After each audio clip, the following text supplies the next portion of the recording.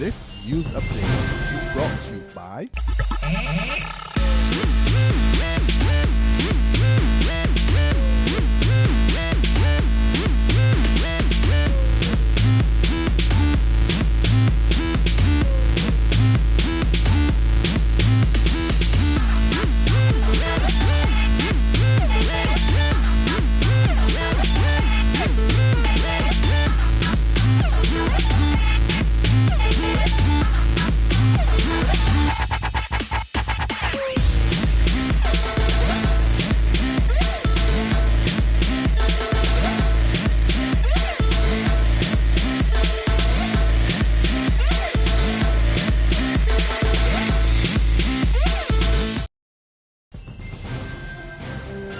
This is the 7 a.m. Barbados Today update for Thursday, July the 10th, 2014. I'm Emmanuel Joseph.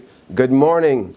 The cash star of Queen Elizabeth Hospital has started receiving portions of that $22 million promised in Parliament on Tuesday by Minister of Health John Boyce so the institution can alleviate the critical shortage of essential medical supplies.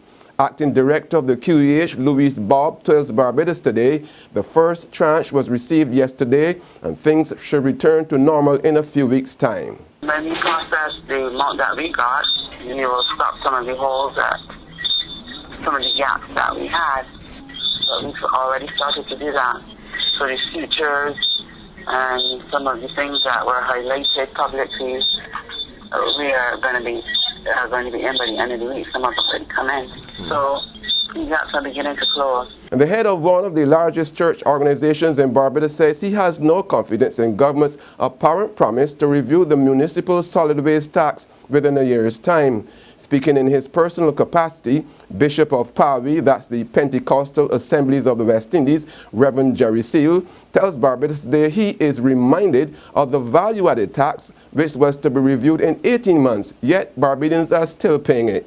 Seal, whose organization represents 25 assemblies across this country, says Pawi has asked Minister of Finance Chris Sinclair to review the municipal levy.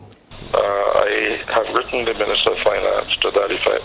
I also noted that the Minister of Finance is supposed to have said that it will be reviewed in 1 year, which reminded me about the review that we did with the value-added tax when it went up from 15 to 17.5%, and we reviewed it in 18 months, and we're still paying it. So saying to me that there's a review in 1 year only reminds me of what happened with the value-added tax. That gives me no confidence that the review will actually result in redress. There's regional and international news after this short break. Hi, I'm Red Plastic Bag. Anyone who knows me knows I don't like cold.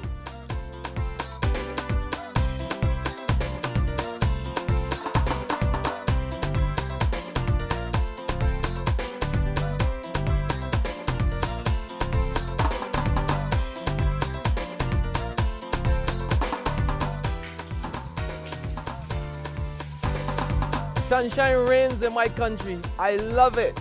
Catch the sun power. In Guyana, 2 police officers will return to court on August the 18th in connection with an incident in which the hands of a teenage boy was set afire while in custody.